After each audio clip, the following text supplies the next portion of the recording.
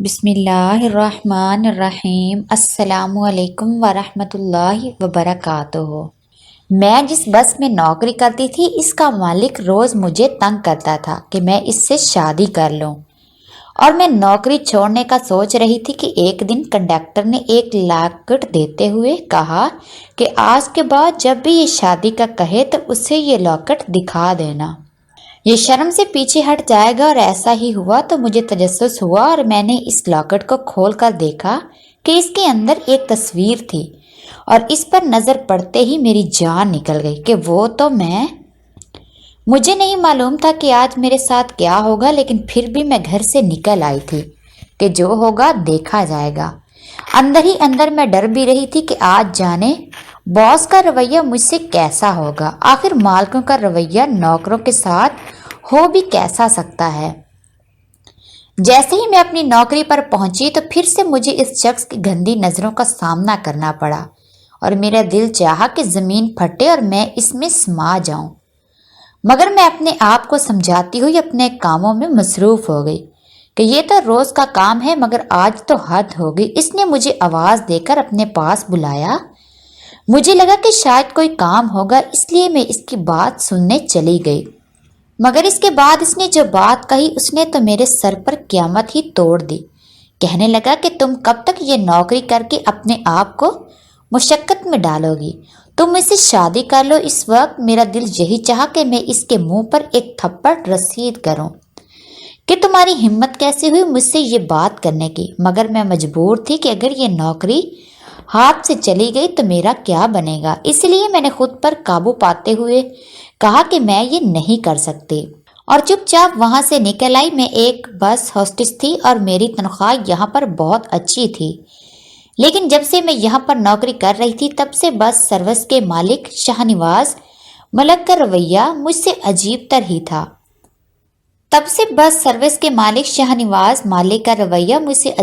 ہی تھا۔ اس نے آج تک کبھی مجھ سے کچھ کہا تو نہیں تھا، مگر اس کی نظریں مجھے بہت بری لگتی تھی، اور آج تو اس نے منہ سے کہہ بھی دیا تھا۔ اور اب میں سنجیدگی سے سوچ رہی تھی کہ شاید میرے لیے بہتر یہی ہے کہ میری نوکری چھوڑ ہی دوں، لیکن نوکری چھوڑتی بھی تو کیسے؟ نئی نوکری ملنے میں جانے کتنا وقت لگ جاتا، اور میں اپنے گھر والوں کو کس کے آسرے پر چھوڑ کر گھر بیٹھ جاتی۔ بس کے جانے کا وقت ہو گیا تھا۔ میں بس میں اپنی سیٹ پر جا کر بیٹھ گئی تو کنڈکٹر چچا میرے پاس آ کر کہنے لگے، وہ تم سے کیا کہہ رہا تھا؟ کنڈکٹر چچا بہت اچھے تھے اور میرا بالکل بیٹیوں کی طرح خیال رکھتے تھے، اس لیے میں نے انہیں صاف بتا دیا کہ وہ مجھ سے شادی کی بات کر رہا تھا تو وہ غصے سے آ گئے، مگر کچھ کہنے کے بجائے چپ چاپ وہاں سے پلٹ گئے۔ آخر وہ بھی میری طرح ملازم ہی تھے، کر ہی کیا سکتے تھے۔ لیکن کچھ دیر کے بعد وہ میرے پاس آئے اور میرے ہاتھ میں ایک لاکٹ دے کر کہنے لگے کہ تمہیں یہ نوکری چھوڑنے کی کوئی ضرورت نہیں ہے، اگر آج کے بعد وہ تم سے شادی کی بات کرے تو تم اسے یہ لاکٹ دکھا دینا، وہ خود ہی پیچھے ہٹ جائے گا۔ میں نے تجسس سے لاکٹ کو کھولنے کی کوشش کی کہ آخر اس میں ایسا کیا ہے جو اسے دیکھنے سے وہ شخص شرم کھا جائے گا، مگر اسی وقت کنڈکٹر چچا نے مجھے روک دیا اور کہنے لگے، نہیں، تم اس لاکٹ کو نہیں کھول سکتی، یہ گزارش اس سے سمجھ لو، یہ شرط کہ اگر تمہیں اپنے آپ کو بچانا ہے تو جب آج کے بعد وہ تم سے شادی کی بات کرے یا تمہارے راستے میں آئے تو چپ چاپ یہ لاکٹ کھول کر اس کو دکھا دینا، مگر خود ہرگز بھی نہیں دیکھو گی کہ اس میں کیا ہے۔ مجھے کنڈکٹر چچا کی باتیں پر اصرار سی لگ رہی تھی، اور سچ بات کہوں تو مجھے یقین بھی نہیں آ رہا تھا کہ ایسا ویسا کچھ ہوگا جیسے وہ کہہ رہے ہیں، لیکن میں نے ان کا دل رکھنے کی خاطر وہ لاکٹ اپنے پاس رکھ لیا۔ 2 دن بھی نہیں گزرے تھے کہ شاہنواز مالک پھر سے میرے راستے میں آ گیا اور مجھے کہنے لگا کہ تم نے میری بات کا جواب نہیں دیا، میں تمہیں نوکری سے بھی نکال سکتا ہوں، پھر تم کہاں جاؤ گی؟ اور میں یہ کوشش کروں گا کہ تمہیں کوئی بھی شہر میں نوکری نہیں دے۔ سوچ لو پھر تم کیا کرو گی، تمہاری بہتری اسی میں ہے کہ تم مجھ سے شادی کر لو۔ اس کی باتیں سن کر میرا دماغ پھٹا جا رہا تھا اور میں سمجھ نہیں پا رہی تھی کہ میں کیا کروں، کہ اچانک مجھے کنڈکٹر چچا کی بات یاد آئی اور میں نے قسمت آزمانے کا فیصلہ کر لیا، اور پرس سے وہ لاکٹ نکال کر اس کے ہاتھ میں رکھتے ہوئے کہا، تمہارے سب سوالوں کا جواب یہ ہے، اندر ہی اندر میرا دل دھڑک رہا تھا کہ جانے اب وہ کیا کہے گا، کہ یہ کیا مذاق ہے یا اس کا رد عمل کیا ہوگا۔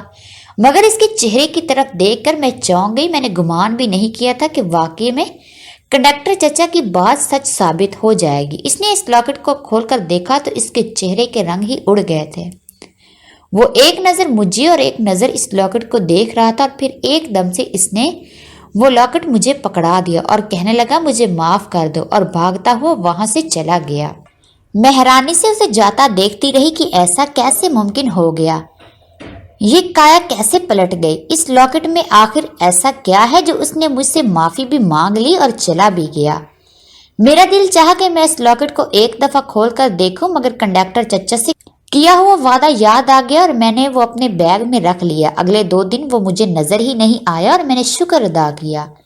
لیکن میں یہ بھی سوچ رہی تھی کہ اگر اس نے دوبارہ سے شادی کی بات کر لی تو میں کیا جواب دوں گی؟ پھر تو مجھے واقعی میں یہ نوکری ہی چھوڑنی پڑے گی۔ میں اپنی ماں کے ساتھ گونگی کے ایک غریب محلے میں رہتی تھی اور ہم دونوں کا ایک دوسرے کے سوا اس دنیا میں کوئی نہیں تھا۔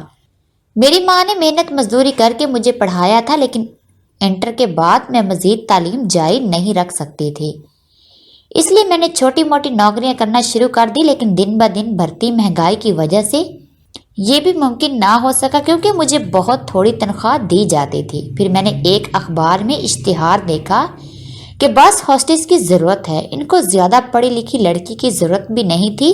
پہلے تو میں نے سوچا کہ مجھے یہ نوکری ملے گی نہیں، لیکن پھر میں نے قسمت آزمانے کا فیصلہ کر لیا اور وہاں پر انٹرویو دینے چلی گئی، اور میری خوش قسمتی ہی تھی کہ مجھے وہاں پر نوکری مل گئی۔ اگرچہ میرا اس نوکری کا پہلا کوئی تجربہ نہیں تھا، مگر تب بھی کنڈکٹر چچا کی مہربانی ہی تھی کہ انہوں نے میری سفارش کر کے مجھے نوکری پر رکھوا دیا۔ ان سے جب میں نے وجہ پوچھی کہ آپ تو مجھے جانتے بھی نہیں، تو اس نوکری کے لیے آپ نے کیسے میری سفارش کر دی، تو کہنے لگے کہ مجھے تمہیں اپنی بیٹی نظر آ رہی تھی، بس اس لیے۔ میرے دل نے کہا کہ اس لڑکی کو مدد کی ضرورت ہے، تو میں نے مالک سے سفارش کر کے تمہیں نوکری پر رکھوا دیا۔ اس دن کے بعد سے میں انہیں چچا بھی کہنے لگی تھی۔ وہ بہت اچھے تھے اور مجھے بیٹی کی طرح ہی سمجھتے تھے، مگر کبھی کبھار مجھے ان کا رویہ کچھ پر اسرار اور مہم سا لگتا تھا، ایسے جیسے کہ وہ مجھ سے کچھ چھپا رہے ہوں، اور کبھی کبھی ایسا لگتا تھا کہ جیسے مجھ سے کوئی بات کرنا چاہتے ہیں، مگر میرے پاس آ کر وہ رک جاتے تھے اور بات ٹال کر کوئی اور بات شروع کر دیتے تھے۔ میں نے 1-2 بار ان سے پوچھنے کا سوچا، لیکن پھر خیال آیا کہ اگر کوئی بات ہو گئی تو وہ خود ہی مناسب وقت پر کہہ دیں گے، تو مجھے ان کو تنگ کرنے کی کوشش نہیں کرنی چاہیے۔ اکثر جب میری شفٹ ختم ہو جاتی تھی تو وہ مجھے کہتے تھے کہ چلو تمہیں میں گھر چھوڑ دوں۔ میں نے انہیں کئی بار کہا کہ آپ گھر کے اندر بھی آ جائیں، میں آپ کو اپنی ماں سے ملواتی ہوں، مگر وہ منع کر دیتے تھے، دروازے کے باہر سے ہی چلے جاتے تھے۔ میری نوکری کو 3 ماہ ہونے والے تھے۔ انہوں نے اب تک میری بہت مدد کی تھی اور مجھے ہر موقع پر سہارا دیا تھا، اور اب وہ مجھے مالک سے بچانے کی کوشش بھی کر رہے تھے، لیکن آخر کب تک ایسا کرتے؟ آج تو جانے اس کے دل میں کیا آئی کہ وہ مجھ سے معافی مانگ کر چلا گیا، مگر کل کا اس کا پھر سے یہی رویہ ہوا تو میں کیا کرتی؟ اپنے بیمار ماں کے لیے دوائیوں کا بندوبست، گھر کے کرائے، راشن سے لے کر، اور بھی بہت ساری ضروریات تھی جن کو مجھے اکیلے ہی پورا کرنا تھا۔ اس لیے میں نے ٹھنڈے دل و دماغ سے فیصلہ کیا اور سوچا کہ مجھے اپنی ماں کے لیے کڑوا گھونٹ پینا ہی ہوگا، تو مجھے شادی بھی کسی سے تو کرنی ہی ہے، تو اسی سے کیوں نہ کر لوں۔ میں یہ سمجھوتا کرنے کو تیار ہو گئی تھی، اور جب میں نے نوکری پر آ کر کنڈکٹر چچا کو اس بارے میں بتایا تو وہ لرز کر کہنے لگے، نہیں بیٹی، ایسا مت کرنا، بھول کر بھی اس گناہ کو کرنے کی مت سوچنا۔ تو میں نے چونک کر انہیں دیکھا کہ کیسا گناہ، تو سٹ پٹا گئے اور کہنے لگے کہ نہیں، وہ تو پہلے سے ہی شادی شدہ ہے، تو تم کسی اور لڑکی پر سوتن بن کر جاؤ گے تو یہ گناہ ہی ہوگا۔ میں اس لیے کہہ رہا ہوں کہ اس سے شادی کا سوچنا بھی مت۔ مجھے لگا کہ انہوں نے صاف طور پر بات پلٹ دی ہے، لیکن پھر میں نے پوچھا کہ اگر وہ دوبارہ سے مجھ سے یہی بات کہے تو میں کیا کہوں گی؟ تو بہت یقین سے کہنے لگے کہ ایسا نہیں ہوگا، وہ اب کبھی تم سے یہ بات نہیں کرے گا، بلکہ وہ تو تمہارے سامنے نظریں بھی نہیں اٹھا پائے گا۔ میں نے سوچا کہ اب تو جب وہ میرے سامنے آئے گا تبھی یہ پتہ چل سکے گا کہ اس کا رویہ بہتر ہوا ہے वो तो कितने दिनों से दफ्तर में ही नहीं आ रहा था। एक हफ्ते के बाद आखिर मैंने इसे देखा और जब मैं बस में दाखिल होने ही लगी तो वह जल्दी से मेरे पास आया और मुझे कहने लगा कि मुझे तुमसे एक बहुत जरूरी बात करनी है। मेरी बात सुन लो। इस पल इसकी नजरें वाकई में झुकी हुई थी और वो मुझे नहीं देख रहा था। मैंने परेशान होकर पूछा, आपको क्या बात करनी है? इससे पहले मैं इसके साथ इसके दफ्तर में जाती, जल्दी से कंडक्टर चचा बीच में आकर कहने लगे कि बस की रवानगी का टाइम हो गया है, तुम जल्दी से चलो, मुसाफिर इंतजार कर रहे हैं। वो मेरी कोई भी बात सुने बगैर मेरा बाजू पकड़कर मुझे बस के अंदर ले गए और इस वक्त बस चल पड़ी। मुझे समझ नहीं आ रहा था कि ये क्यों नहीं चाहते कि मेरी इससे बात हो। मुझे कहने लगे कि जो लॉकेट मैंने तुम्हें दिया था वो तुम मुझे वापस कर दो। मैं चाहता था कि तुम्हारा काम हो जाए और तुम्हें परेशान नहीं करे, तो तुम्हारा काम हो गया है तो अब तुम इसे मुझे दे दो। मैंने माजरत करते हुए कहा कि वो लॉकेट तो मेरे दूसरे पर्स में था और वो पर्स आज मैं घर पर छोड़ आई हूँ। अब फिक्र न करें, मैं कल ला दूंगी। लेकिन ये मैं जरूर सोचने पर मजबूर हो गई थी कि आखिर उन्हें इस लॉकेट की जरूरत क्या थी। आखिर इसमें ऐसा क्या था? शाम के 5 बजे तक मेरी शिफ्ट खत्म हुई और मैं घर को जाने लगी तो मालिक फिर से मेरे रास्ते में खड़ा था और मुझे कहने लगा कि मुझे बस तुमसे ये जानना है कि वो लॉकेट जो तुम्हारे पास था वो कहाँ से आया। मैं झूठ तो नहीं बोलना चाहती थी, लेकिन मेरे मुंह से बेइख्तियार निकल गया कि वो लॉकेट मेरा है। लेकिन आप इसके बारे में क्यों जानना चाहते हैं? मैंने इसके चेहरे पर हवाइयां उड़ती देखी। वो लरजते हुए कहने लगा, क्या मैं इस लॉकेट को एक बार फिर से देख सकता हूँ? मैंने इसे भी वही कहा जो कंडक्टर चचा से कहा था कि आज वो लॉकेट मेरे पास नहीं है, कल मैं ले आऊंगी। और मैं वापसी के रास्ते पर चल दी। सारे रास्ते में यही सोचती रही कि आखिर इस लॉकेट में ऐसा क्या है जो ये दोनों ही इस कदर इसके पीछे पड़े हैं। मैंने अब तक इसे खोलकर देखा भी नहीं था, लेकिन मेरा तजस्सुस इंतहा को पहुंच चुका था कि आखिर इसमें ऐसा क्या है। मैंने फैसला कर लिया था कि घर जाते हुए मैं इस लॉकेट को खोलकर देखूंगी कि इसमें कौन सा राज पोशीदा है जिसकी वजह से वो बिगड़ा शख्स सुधर गया। घर आते हुए मैंने अपने पर्स से वो लॉकेट निकाला। इसको खोलकर देखा तो मेरी आंखों को यकीन ही नहीं आया। इसके अंदर जो तस्वीर थी वो मेरी माँ की थी। मेरी अम्मा की जवानी की तस्वीर इस लॉकेट के अंदर क्या कर रही थी और ये लॉकेट कंडक्टर चचा के पास क्यों था? बहुत से सवालात ऐसे थे जिन्होंने मेरे जहन को उलझा कर रख दिया। ये सूरत हाल बजाय सुलझने के और उलझ गई थी। अब के मैंने गौर से इस लॉकेट को देखा तो मैं चौंक गई और मुझे खुद पर अफसोस हुआ कि मैंने पहले इसे ध्यान से क्यों नहीं देखा। शायद अपनी परेशानियों में मैं गौर ही नहीं कर पाई थी कि ये तो वैसा ही लॉकेट था जैसा कि मेरे गले में मौजूद। शायद ये एक जैसे 2 लॉकेट थे मेरे गले में। जो लॉकेट था इसमें मेरे बाबा की तस्वीर थी और अब मुझे ये समझ में नहीं आ रही थी कि ये सब चल क्या रहा है। अम्मा की तस्वीर वाला लॉकेट कंडक्टर चचा के पास क्यों था? मेरा दिल चाहा कि मैं ये बात सीधा जाकर अम्मी से ही पूछ लूं, लेकिन इनकी तबीयत पिछले कुछ दिनों से काफी खराब थी और मैं इनको परेशान नहीं करना चाह रही थी। अब इन सब सवालों का जवाब तो कंडक्टर चचा ही दे सकते थे। अगले दिन जब मैं काम पर गई तो मैंने देखा कि वो कुछ दूर खड़े मालिक से बात कर रहे हैं। इन दोनों का ध्यान दूसरी तरफ था और मैं जैसे ही इनके करीब पहुंची तो अपना नाम सुनकर चौंक गई। चचा मालिक से कह रहे थे कि जैसा चल रहा है वैसा चलने दे। अगर ये राज आपकी माँ को पता चल गया तो आप भी जानते हैं कि वो क्या कर सकती है। मैं नहीं चाहता कि इस बच्ची के सामने कोई भी बात आए। अगर आप इसकी मदद करना ही चाहते हैं तो इसको अपने दफ्तर में नौकरी दे दें। इससे पहले वो दोनों मुड़ते मैं वहां से चली आई और मुझे ये समझ में नहीं आ रहा था कि आखिर ये मेरे बारे में बात क्यों कर रहे हैं। कौन सा ऐसा राज है जो मुझे पता नहीं चलना चाहिए। मैंने सोचा कि मुझे चुप होकर हालात को समझना चाहिए। जो भी होगा वो सामने आ ही जाएगा। कुछ देर के बाद मालिक शाहनवाज मेरे पास आकर कहने लगा कि तुम अच्छी लड़की हो, तुम ये बस हॉस्टेस की नौकरी डिजर्व नहीं करती। मैं आज से तुम्हें अपने दफ्तर में नौकरी दे रहा हूँ। मैंने आज से पहले तुम्हारे साथ जो भी रवैया रखा तो मुझे इसके लिए माफ़ कर देना। मैं बहुत शर्मिंदा हूँ। मुझे समझ नहीं आ रही थी कि वो ऐसा कर क्यों रहा है। चचा और मालिक के दरमियान किस राज की बात हो रही है जो मुझे मालूम नहीं। खैर मैंने हाँ कर दी और इनका दफ्तर ज्वाइन कर लिया। मुझे तो कुछ भी नहीं करना था, मुझे तो कुछ करना भी नहीं आता था और ना ही मेरी इतनी तालीम थी, लेकिन इसके बावजूद भी मुझे नौकरी दी गई اور میرا سیلری پیکج بھی اتنا اچھا تھا کہ میری آنکھیں پھٹی کی پھٹی رہ گئی۔ شاید مالک اپنے کیے کا کفارہ ادا کرنا چاہ رہا تھا، لیکن پھر بھی مجھے کبھی کبھی ایسا محسوس ہوتا تھا کہ کچھ تو ہے جس کا جاننا میرے لیے انتہائی ضروری ہے۔ مالک کا رویہ میرے ساتھ مشفقانہ ہو گیا تھا اور مجھے لگتا ہی نہیں تھا کہ یہ وہی شخص ہے جو کبھی مجھے شادی کے لیے تنگ کرتا تھا۔ دفتر میں بھی سب کچھ ٹھیک ہی چل رہا تھا، لیکن میری زندگی میں سب ٹھیک ہی رہتا ہے ایسا کہاں لکھا تھا۔ ایک دن میں نوکری سے واپس گھر آ رہی تھی کہ اچانک ہی راستے میں کچھ لوگوں نے مجھے گھیر لیا، اور جب تک میں کچھ سمجھ پاتی ان لوگوں نے میرے منہ پر رومال رکھ دیا اور میں بے ہوش ہو گئی۔ جب مجھے ہوش آیا تو میں نے خود کو ایک عالی شان حویلی میں پایا۔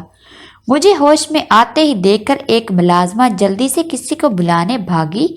تھوڑی دیر کے بعد میں نے اپنی ماں کی عمر کے برابر ایک عورت کو آتے دیکھا جس نے ساڑی پہنی ہوئی تھی اور گلے میں بہت سارے زیورات تھے۔ ایسا لگ رہا تھا کہ جیسے وہ اس حویلی کی مالکن ہے، لیکن اس میں نے مجھے کیوں اغوا کیا تھا؟ میں نے اس کا کیا بگاڑا تھا؟ میں نے اسے پوچھنے کی کوشش کی تو اس نے مجھے تھپڑ مارا اور کہنے لگی کہ تم کیا سمجھتی ہو کہ میرے بیٹے کے آگے پیچھے گھومو پھرو گی، اس کے دفتر میں نوکری حاصل کر لو گی تو کیا میں تمہیں اپنی بہو بنا لوں گی؟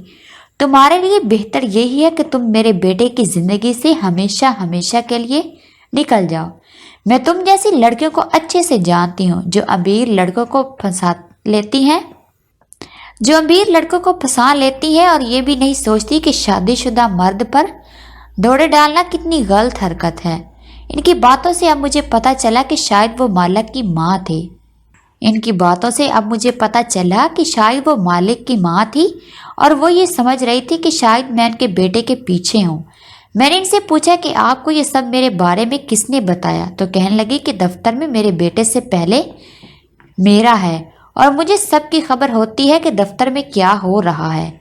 تو تم کیا سمجھتی ہو کہ تم جو کرتی رہو گی مجھے خبر نہیں ہو پائے گی؟ میں نے انہیں سمجھانے کی بہت کوشش کی کہ آپ غلط سوچ رہی ہیں، میرا آپ کے بیٹے سے کوئی لینا دینا نہیں ہے۔ تو کہنے لگی پھر تم ہی بتاؤ کہ ایف اے پاس لڑکی کوئی اتنی اچھی تنخواہ کون دیتا ہے؟ اس بات پر میں چپ ہو گئی کیونکہ اس سوال کا جواب تو مجھے بھی نہیں پتا تھا کہ مجھ پر اتنی عنایت کیوں کی گئی ہے۔ اسی وقت جب وہ میرے گریبان کو پکڑ کر جھٹکا دے رہی تھی تو اس کی یہ نظر میرے لاکٹ پر پڑی اور ایک دم سے وہ چونک گئی اور ایک جھٹکے سے لاکٹ میرے گلے سے نکال لیا، اور اس کو کھولتے ہی میں نے دیکھا کہ اس عورت کے رنگ اڑ گئے۔ پھٹی ہوئی آواز میں کہنے لگی کہ یہ کون ہے اور یہ لاکٹ تمہارے پاس کیا کر رہا ہے؟ تو میں نے وہ لاکٹ اس سے چھینتے ہوئے کہا کہ یہ لاکٹ واپس کرے، یہ میرے بابا کی تصویر ہے۔ میں نے ایک دم سے اسے سفید پڑھتے دیکھا، وہ جیسے ڈھہ سی گئی تھی۔ پوچھنے لگی کیا تم مہنور ہو اور تمہاری ماں کا نام جویریہ ہے؟ میں حیران رہ گئی کہ اسے کیسے معلوم کہ میری ماں کا کیا نام ہے۔ اسی وقت میں نے مالک شاہ نواز کو آتے ہوئے دیکھا۔ وہ بھاگتا ہوا آیا اور اپنی ماں کو کہنے لگا آپ نے اس کو کیوں قید کر لیا؟ کیا آپ جانتی بھی ہیں یہ کون ہے؟ تو وہ عورت کہنے لگی ہاں میں جانتی ہوں، یہ میری بیٹی اور تیری بہن ہے۔ یہ انکشاف سن کر اس کا بیٹا تو حیران نہیں ہوا، شاید وہ پہلے سے ہی جانتا تھا، مگر میرے لیے یہ بات اتنی حیرت انگیز تھی کہ میرا تو پورا وجود ہی جیسے زنجلوں کی زد میں آ گیا۔ یہ عورت کیا کہہ رہی تھی؟ وہ میری ماں کیسے ہو سکتی تھی؟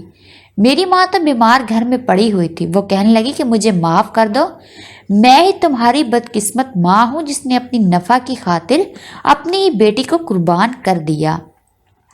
پھر وہ مجھے اپنی کہانی سناتے ہوئے کہنے لگی کہ ہم جاگیرداروں میں سے ایک سے زائد شادی کرنے کا رواج ہے، اس لیے میرے شوہر کی بھی 2 شادیاں ہوئی اور ایک ہی دن پہ ہم دونوں دلہنیں بن کر اس گھر میں اتری تھی۔ میں اور جویریہ چچا زاد تھی اور ہم دونوں ہی کی نسبت بچپن سے ہی تمہارے باپ سے طے ہو چکی تھی۔ میں جانتی تھی کہ ہم میں سے جو پہلے بیٹے کو جنم دے گی وہی حویلی کا وارث بنے گا اور اس کی ماں کی حویلی میں حکومت ہوگی۔ میں یہی چاہتی تھی کہ پہلے میرے گھر بیٹے کی پیدائش ہو، لیکن یہ بھی قسمت ہی تھی کہ ہم دونوں ایک ہی وقت میں امید سے ہو گئے۔ مجھے یہی ڈر لگا رہتا تھا کہ کہیں میرے گھر بیٹی پیدا ہو گئی اور اس کے گھر بیٹا، تو میں تو ساری عمر کے لیے اس کے سامنے چھوٹی پڑ جاؤں گی اور وہی بڑی بیگم صاحبہ بن کر ہمیشہ کے لیے سب کی نظروں میں سرخرو ہو جائے گی۔ اس لیے میں نے ڈاکٹر کو بہت سارے پیسے دیے اور کہا کہ اگر میرے گھر بیٹی پیدا ہوئی ہو اور جویریہ کے گھر بیٹا ہو تو ہم دونوں کے بچے بدل دینا۔ اور ایسا ہی ہوا، میرے گھر تمہاری پیدائش ہوئی اور جویریہ کے گھر شاہ نواز کی۔ مگر ڈاکٹر نے میرے کہنے کے مطابق ہم دونوں کے بچے بدل دیے اور یوں میں نے شاہ نواز کو اپنا بیٹا بنا لیا۔ سب مجھے بڑی بیگم صاحبہ کہنے لگے اور میری عزت بہت بڑھ گئی۔ جویریہ بہت اچھی تھی، اس نے مجھ سے کبھی مقابلہ کرنے کی کوشش ہی نہیں کی تھی اور وہ میری بیٹی یعنی تمہارے ساتھ بھی بہت خوش تھی اور تمہارا بہت اچھے سے خیال رکھتی تھی، لیکن میں اپنے لالچ میں اس قدر اندھی ہو گئی کہ تمہارا بھی نہیں سوچا اور مجھے یہی خیال ہے ستاتا رہا کہ اگر جویریہ دوسری بار حاملہ ہو گئی اور اس نے ایک اور بیٹے کو جنم دے دیا تو پھر میرا کیا ہوگا، کیونکہ میں تو اب کبھی ماں نہیں بن سکتی تھی۔ ڈیلیوری پر کچھ ایسی پیچیدگیاں ہو گئی تھی کہ اب مزید بچے پیدا کرنا ممکن نہیں تھا۔ ایسے میں جویریہ کا وجود اس گھر میں برداشت نہیں کرنا چاہتی تھی، اس لیے میں نے اس پر الزام لگا کر اسے گھر سے نکلوا دیا۔ اتنے سالوں میں مجھے اس کی کوئی خیر خبر نہیں تھی۔ ہاں، کبھی کبھی مجھے خیال آتا تھا کہ شاید میں نے اپنی بیٹی کے ساتھ غلط کر دیا، جانے اب وہ میری بیٹی کو کس حال میں پال رہی ہوگی۔ اور آج دیکھو 22 سال بعد میری بیٹی میرے سامنے کھڑی ہے۔ مالک شاہ نواز کہنے لگا کہ مجھے اس حقیقت کا پہلے سے ہی علم تھا کہ میرے بابا کی ایک اور بیوی بھی تھی۔ بابا نے مجھے ان کی تصویر بھی دکھائی تھی اور مجھے یہ بھی معلوم تھا کہ وہ میری بہن کو لے کر اس گھر سے چلی گئی ہے۔ اس لیے تو جب میں نے وہ لاکٹ تمہارے پاس دیکھا جس میں ماں کی تصویر تھی تو میں چونک گیا اور مجھے شرمندگی ہوئی کہ تم میری بہن ہو اور میں تمہارے ساتھ کس قسم کا سلوک کر رہا ہوں۔ یہ سب تو ٹھیک تھا، مگر مجھے ابھی بھی یہ سوال کھٹک رہا تھا کہ یہ لاکٹ تو مجھے کنڈکٹر چچا نے دیا تھا، ان کے پاس یہ کہاں سے آیا؟ میں نے اسی وقت ان کو بلوا کر پوچھا تو پتا چلا کہ برسوں پہلے جب میری ماں گھر سے بے در ہوئی تھی تو تب چچا میرے ابا کے ڈرائیور ہوتے تھے اور وہ لاکٹ چونکہ سونے کا تھا تو اماں نے وہ انہیں دیا تھا کہ وہ بیچ کر ان کو کچھ رقم لا دیں، مگر چچا نے وہ لاکٹ بیچا نہیں تھا اور اماں کو ویسے ہی پیسے دے دیے۔ جب سالوں کے بعد میں بس ہاسٹس کی نوکری کے لیے انٹرویو دینے آئی تو میرے گلے میں موجود لاکٹ سے انہوں نے پہچان لیا کہ میں کون ہوں اور تبھی انہوں نے تب سے ہی میرا خیال رکھنا شروع کر دیا کہ میں ان کے مرحوم مالک کی بیٹی ہوں۔